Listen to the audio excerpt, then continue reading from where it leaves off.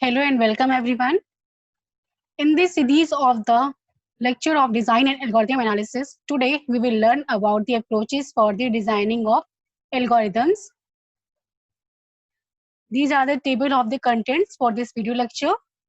First, we will know about the introduction of the algorithm designing, then principle of algorithm designing approaches, then brute force approach, divide and conquer approach, dynamic programming, greedy approach, searching, randomized approach, and approximation approach.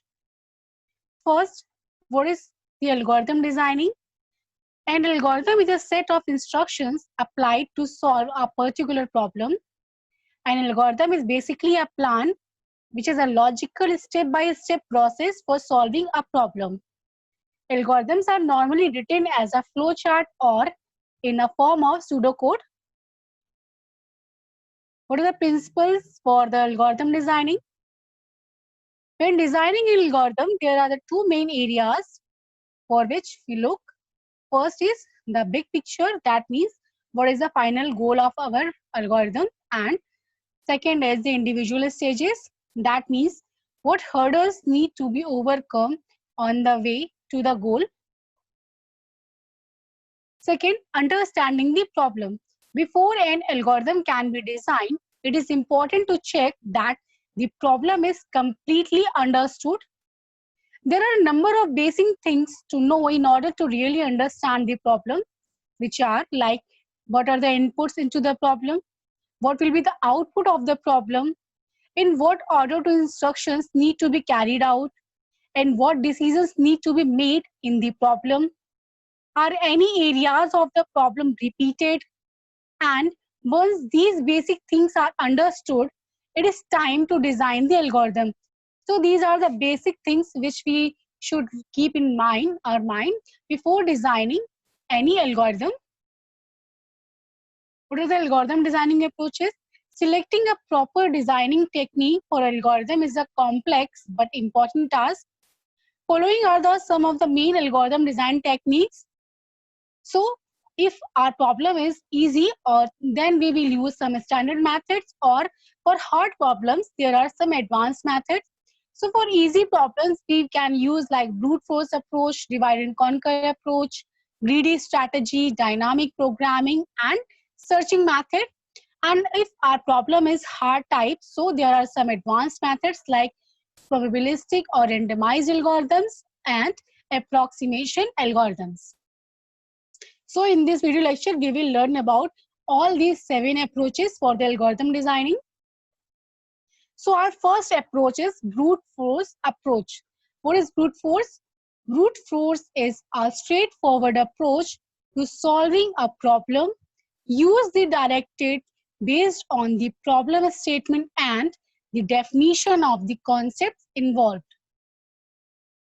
Like if we want to compute the a n times, and like we have to compute the factorial n, which can be computed as n into n minus 1 into 3 to 1. If we want to multiply the two matrices, that C is equal to AB, and if we want to search a key from the list of elements like in sequential search, so these are problems, these are examples can be solved by using the brute force approach easily. What are the advantages of brute force? Brute force is applicable to a very wide variety of problems. It is very useful for solving small size instances of a problem, even though it is inefficient.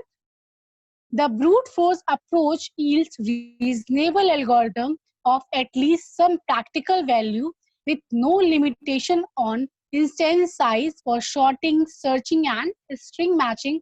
So if our problem has a very small size and it's very easy to solve, so brute force is a very good approach which can be used for solving the problem.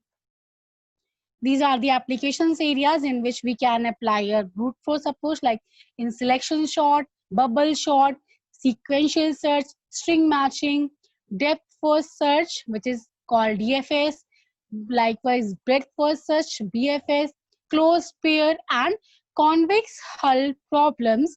So in these problems, we can use the brute force approach very easily, and using the brute force approach, these problems can be solved efficiently.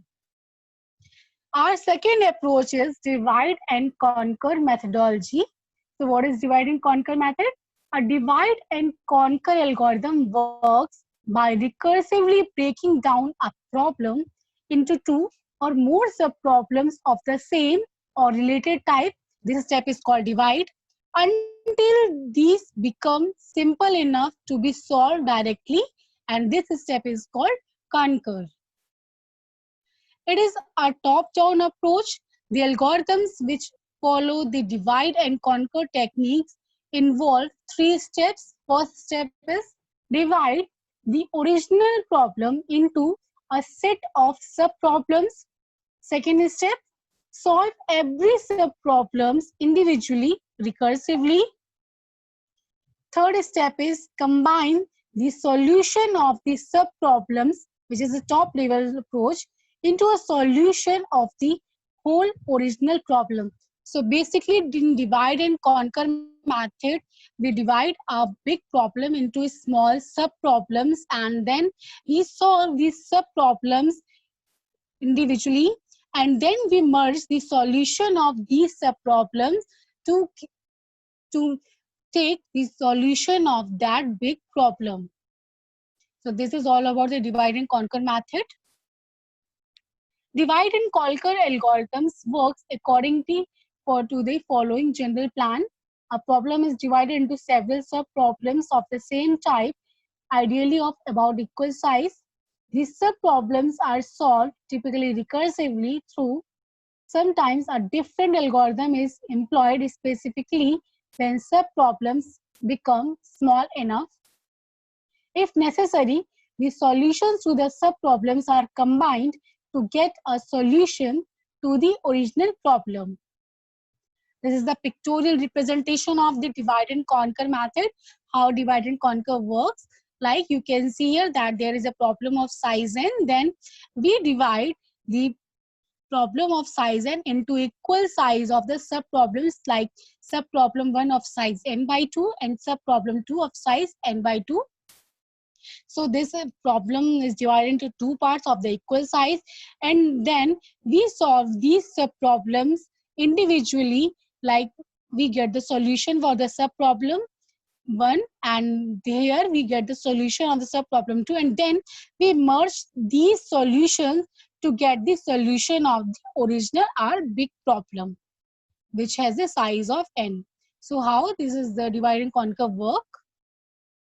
What are the fundamentals of divide and conquer strategy? There are two fundamentals of divide and conquer strategy. First is relational formula and second is stopping condition. What is relational formula? It is the formula that is generated from the given technique, and after generation of formula, we apply divide and conquer strategy. That means we break the problem recursively and solve the broken subproblems. And the second fundamental is stopping condition. When we break the problem using divide and conquer strategy, then we need to know that for how much time we need to apply divide and conquer, so that the condition where the need to stop a recursion step of divide and conquer is called as a stopping condition. Stopping condition, that means that there should be a necessary condition from where we can apply, we can divide our problems into sub problems, but there must be a condition where we have to know that where we have to stop our recursion steps of divide and conquer strategy. So this step is called stopping condition. These are the applications where we can apply the divide and conquer approach very efficiently, like maximum and minimum problem, binary search, sorting, which involves merge sort and quick sort, and Tara-Fanoy. So these are the problems like we have already discussed in our previous lecture, binary search and sorting. There are another problems like maximum and found the minimum in our given elements and Tower of Hanoi. Now let's move to the third approach for designing algorithm, that is dynamic programming. So what is dynamic programming? Dynamic programming is a bottom-up approach. It is used to solve all possible small problems and then combine them to obtain solutions for bigger problems. It is same like divide and conquer, but what is the difference? This is particularly helpful when the number of copying sub-problems is exponentially large, and dynamic programming is frequently related to optimization problems. So in likewise divide and conquer, we also in divide and conquer divided the problems in sub problems, but that was for the small number of the variables, small number of the problems. But in dynamic area is usually helpful when we have the problems of exponentially size large, and the dynamic program is usually used for the optimizations problem. Like divide and conquer method, dynamic programming solves problem by combining the solutions of the subproblem, as I have already said. Moreover, dynamic programming algorithm solves each subproblem just once and then saves its answer in a table, thereby avoiding the work of recomputing the answer every time. Two main properties of a problem suggest that the given problem can be solved using dynamic programming, and these properties are overlapping subproblems and optimal substructure. What is overlapping subproblem? It is similar to divide and conquer approach. Dynamic programming also combines solutions to subproblems. It is mainly used where the solution of one subproblem is needed repeatedly. The computed solutions are stored in a table so that these don't have to be recomputed. Hence, this technique is needed where overlapping subproblem exists. For example, binary search does not have overlapping subproblems, whereas recursive program of Fibonacci numbers have many overlapping subproblems. Like in overlapping subproblems, we need to solve each subproblems individually. Then we have to keep the solution in an arranged table, so that if we need the solution of that subproblem, so we don't need to recalculate it again and again.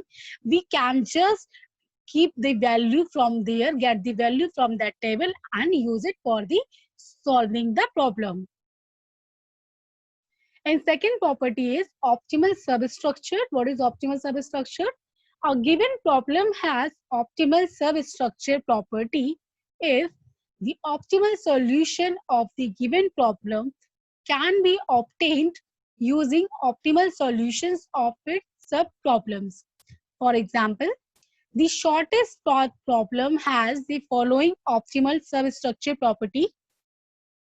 If a node X lies in the shortest path from a source node U to destination node V, then the shortest path from U to V is the combination of the shortest path from U to X and the shortest path from X to V. The standard all-pair shortest path algorithms like Floyd-Warshall and Bellman-Ford are the typical examples of dynamic programming. What are the elements of dynamic programming? There are basically three elements that characterize a dynamic programming algorithm, which are substructure, table structure, bottom-up computation. Substructure means decompose the given problem into smaller subproblems and express the solution of the original problems in terms of the solution for smaller subproblems. What is table structure? After solving the subproblems, store the result to the subproblems in a table. This is done because subproblem solutions are reused many times and we don't want to repeatedly solve the same problems over and over again. Third is bottom-up computations. Using table, combine the solution of smaller subproblems to solve larger subproblems and eventually arrive at a solution to complete the problem. Besides these, there are the different components like stages, states, decision. In a stage, the problems can be divided into several subproblems, which are called stages. A stage is a small portion of a given problem. For example, in the shortest path problem, they were defined by the structure of the graph. Second component is state. Each stage has several states associated with it. The states for the shortest path problem was the node reached. Third component is decision. Each stage there can be multiple choices out of which one of the best decisions should be taken. The decision taken at every stage should be optimal. This is called a stage decision. Next component is optimal policy. It is a rule which determines that the decision at each stage. A policy is called an optimal policy if it is globally optimal. This is known as the Bellman principle of optimality. Given the current states, the optimal choices for each of the remaining state does not depend on the previous states or decisions. Like in the shortest path problem, it was not necessary to know how we got a node, only what we did, and the final stage must be solved by itself. So we can say that dynamic programming is a technique for efficiently computing recurrences by storing the partial results. It is a method of solving problems exhibiting the properties of overlapping subproblems and optimal substructure that takes much less time than the other methods. And in dynamic programming, multiple solutions exist, and that solutions need to find which solution is the best solution. That means for this it requires substructure and overlapping subproblems. And dynamic program differs from the divide and conquer where subproblems generally need not to be overlapped. And dynamic programming algorithm remembers the past results and use them to find the new results. And dynamic programming is generally used for the optimization problem. This is a summary for the dynamic programming. So these are the stages in which we can develop the dynamic programming algorithm. It takes 4 steps like characterize the structure of an optimal solution. Second, recursively find the value of the optimal solution like divide and conquer, divide the problem into 2 or more optimal parts recursively. This step helps determine what the solution will look like. Third step is compute the value of the optimal solution from the bottom up. That means starting with the smallest subproblems. And last step is construct the optimal solution for the entire problem from the computed values of smaller subproblems. These are the different areas in which dynamic programming can be applicable. So these are the applications like matrix chain multiplication, longest common subsequence, traveling salesman problem, 0-1 knapsack problem, mathematical optimization problem, all pair shortest path problem, reliability design problem, longest common subsequence, which is called LCS, in-flight control and robotics control, and in time sharing, which is schedule the job to maximize the CPU usage. So you can see that the dynamic programming can be used widely in many areas, which are very helpful. So dynamic programming This is all about the dynamic programming. So let's move further. Next approach is greedy approach. The greedy approach suggests constructing a solution through a sequence of steps, each expanding a partially constructed solution obtained so far until a complete solution to the problem is reached on each step, and this is the central point of this technique. That means an optimization problem is one in which we want to find not just the solution, so but the best solution. In greedy techniques, we always found for the best solution. So a greedy algorithm sometimes works well for the optimization problem.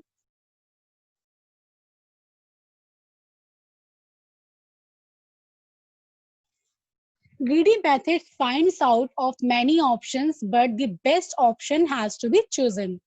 In this method, we have to find out the best method or option out of many present ways. In this approach or method, we focus on the first stage and decide the output.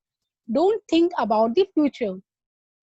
A greedy algorithm works in phases, and at each phase, we have to take the best we can get right now without regard for the future consequences. And we hope that by choosing a local optimum at each step, we will end up at the global optimum. Greedy algorithm works step by step and always chooses the step which provide the immediate profit or benefit. It chooses the locally optimal solutions without thinking about future consequences, as I have already told. Greedy algorithms may not always lead to the optimal global solution because it does not consider the entire data. The choice made by the greedy approach does not consider the future data and choices, and it always chooses the local optimum at each step. Greedy method is used to solve the optimization problem. An optimization problem is one in which a set of input values are given, which are required either to be maximized or minimized. That means some constraints or conditions should be there in optimization problem. Greedy algorithms always makes the choices in greedy criteria and always looks best at the moment to optimize a given objective.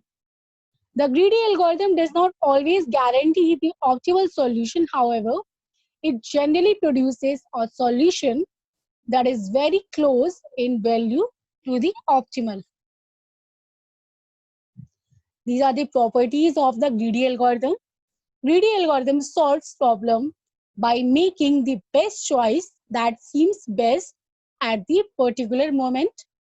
A greedy algorithm works if a problem exhibits the following two properties, which are greedy choice property and optimal substructure.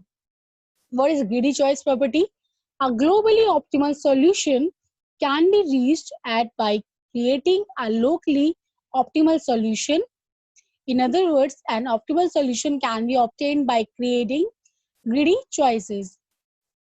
Second is optimal substructure.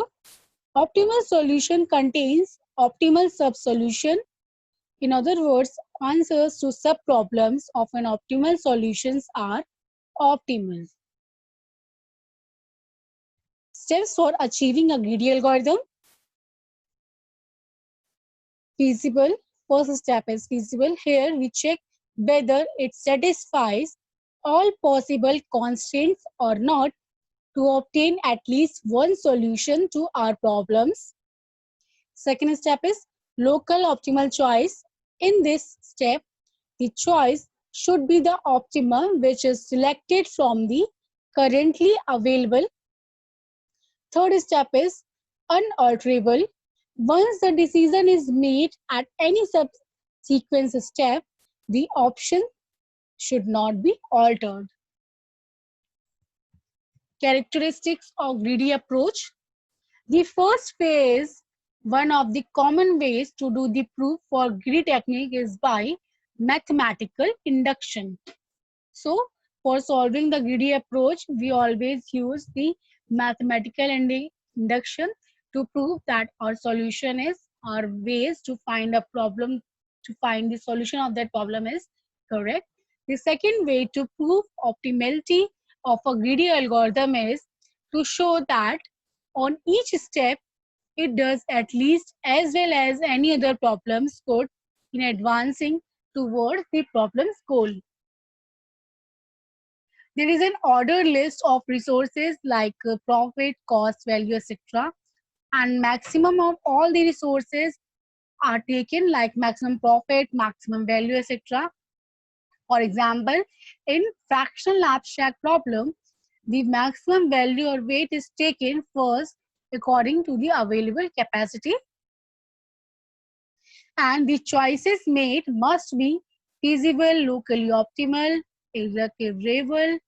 Feasible, it has to satisfy the problem's constraint. Locally optimal, that means it has to be the best local choice among all possible choices available on that step, and irrecoverable, that means once made it cannot be changed on the subsequent steps of the algorithm.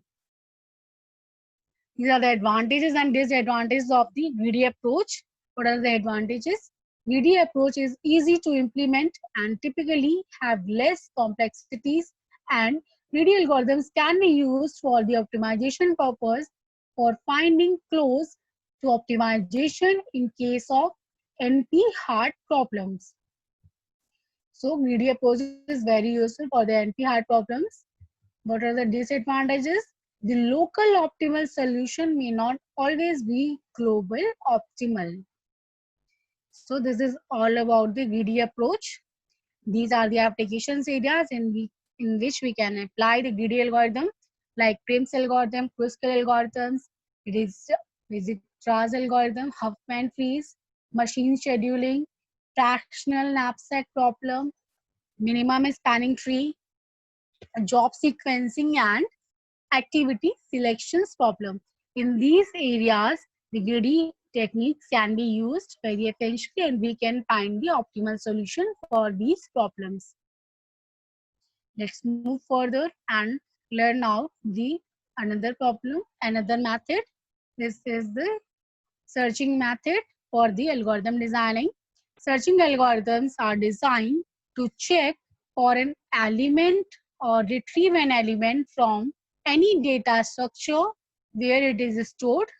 Basically, the searching problem deals with the finding a given value called a search key in a given set. So searching method is basically used when we have to search an element or key from given set of elements. So there are different searching methods. Based on the types of searching operations, these algorithms are generally classified into two categories: sequential search and interval search. Sequential search is basically the list of arrays traversed sequentially and every element is checked like linear search. And second is interval search. These algorithms are specifically designed for searching in stored in shorter data structures, and these type of searching algorithms are much more efficient than linear search as they repeatedly target the center of the search structure and divide the search space in half like in binary search.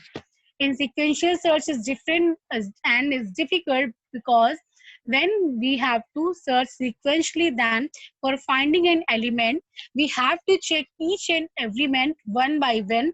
So if there is a large number of cents, so it would be very difficult to check each and element every time in sequential search. But interval search is more efficient than sequential search, when because in interval search we search always in the already sorted items. So if in interval search we have to search for the particular item, so it's very efficient because we already know that the list is already sorted and we divide these items into two sets in or many sets, and then we can find out that in which particular set we have to in which particular item we have to search for in which particular the divided area. So when we have a large number of sets, so interval search is efficient and is very useful in comparatively to sequential search. What is linear search? It is the simple method for searching. In this technique of searching, the elements to be found in searching the element is sequentially in the list. This method can be performed on the shorted or an unshorted list, and it is usually in do's and array.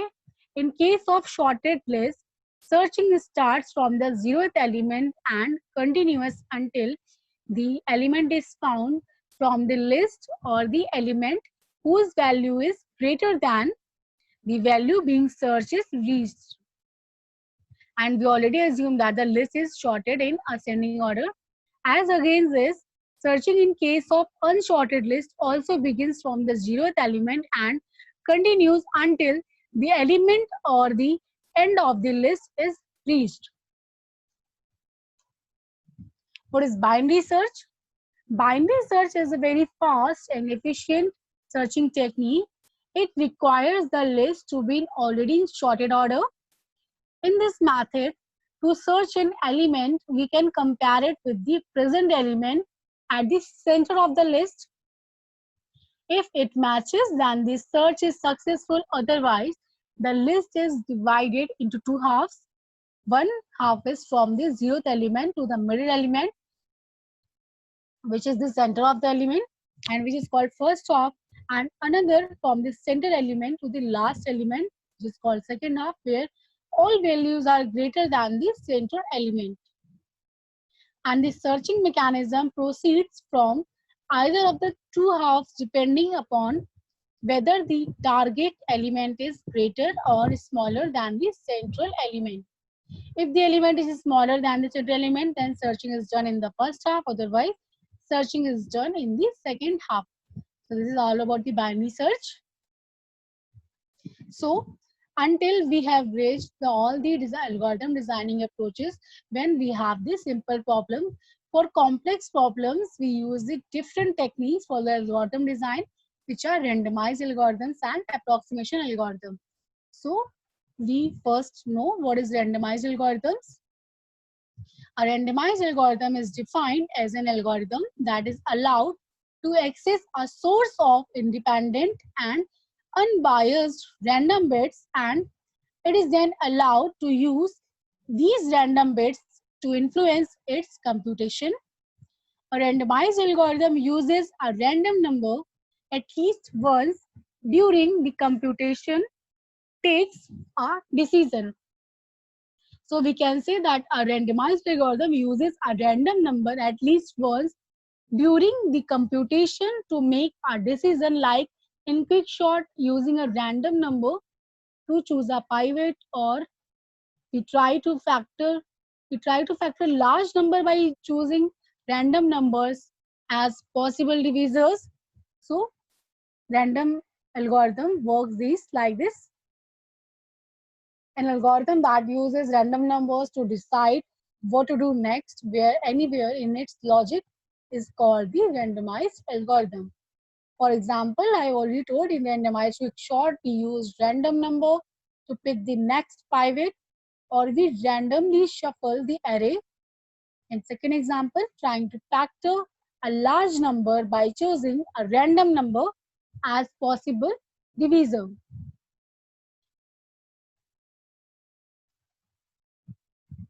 These are the classifications of randomized algorithm. Randomized algorithm can be classified in two categories. First is Las Vegas category and second is Monte Carlo category. But what is Las Vegas? These algorithms always produce correct or optimum result.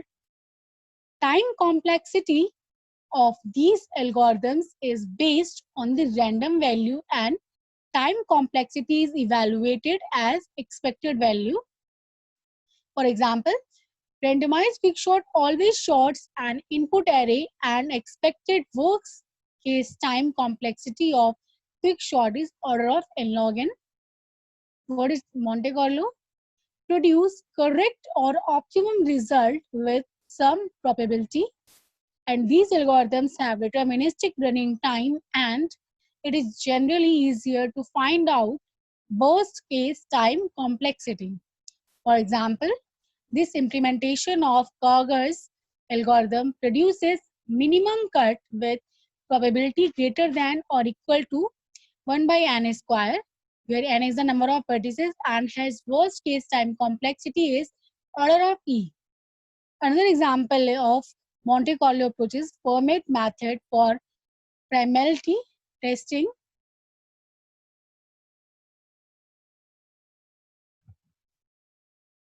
Here are the examples where we can understand the classifications, how Las Vegas and Monte Carlo works. Consider a binary tree where exactly half elements are 0 and half elements are 1. And our task is to find index of any one. So a Las Vegas algorithm for this task is to keep picking a random element until we find a 1, and a Monte Carlo algorithm for the same is to keep picking a random element until we either find 1 or we have tried maximum allowed time, say k. The Las Vegas algorithm always finds an index of 1, but time complexity is determined as expected value. The expected number of trials before success is 2. Therefore, expected time complexity is order of 1. The Monte Carlo algorithm finds a 1 with probability of 1 minus 1 by 2 power k, and the time complexity of Monte Carlo is order of k, which is deterministic order.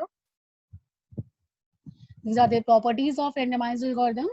Randomized algorithms are not the probabilistic analysis of expected running time of a deterministic algorithm where the inputs are assumed to come from a probability distribution, and the objective is to compute the expected running time of the algorithm.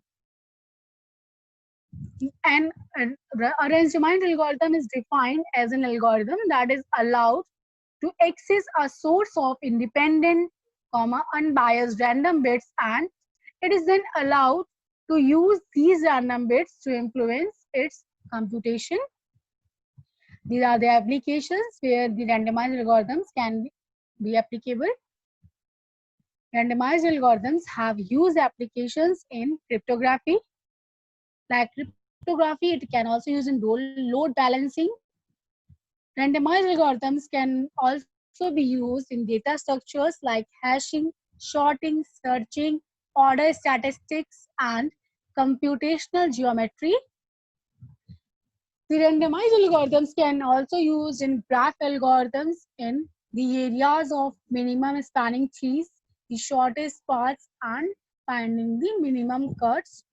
Besides this, the randomized algorithm is used the parallel and distributed computing in deadlock avoidance, distributed consensus, and de-randomization. Like first devise a randomized algorithm, then argue that it can be de-randomized to each are deterministic algorithms.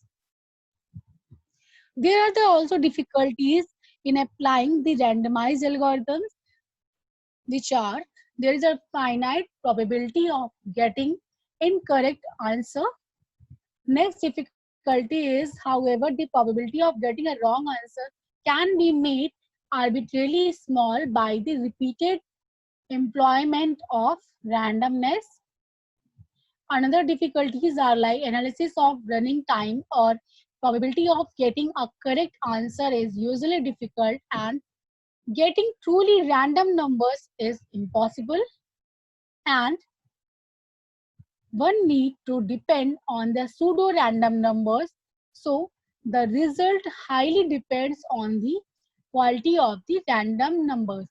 So these are all the difficulties which we can found in applying the randomized algorithm for solving our problem. This is the next approach for solving the hard problem, which is called approximate algorithms. An approximate algorithm is a way of approach NP completeness for the optimization problem. So approximate algorithms are used for solving the problems which are NP-complete. This technique does not guarantee the best solution. The goal of an approximation algorithm is to come as close as possible to the optimal value in a reasonable amount of time, which is at the most polynomial time. Such algorithms are called approximation algorithms or heuristic approach. So in approximation algorithm, we don't try to find out the best solution. We always found out the close to the optimal solution to find the solution of that problem, and that solution should be find out a reasonable time in polynomial time. These are the applications areas in which we can apply the approximation algorithm, like in vertex cover problem, in traveling salesman problem, and in bin packing problem. So in these areas, the approximation algorithm can be applied very efficiently. For the traveling salesman problem, the optimization problem is to find the shortest cycle, and the approximation problem is to find a short cycle. For the vertex cover problem, the optimization problem is to find the vertex cover with fewest vertices, and the approximation problem is to find the vertex cover with few vertices. So how the problems are solved using the using the approximation algorithm. So applications of approximation algorithms are covered. So these are all about the algorithm designing approaches, which we have learned that there are different approaches for the simple problems and different approaches for the hard problems. And by using each and every problem based on the size and space and the complexity of the problem, we can use these algorithm designing approaches according to our efficient and are beneficent to find the best solution for those problems. Thank you so much everyone for watching this video.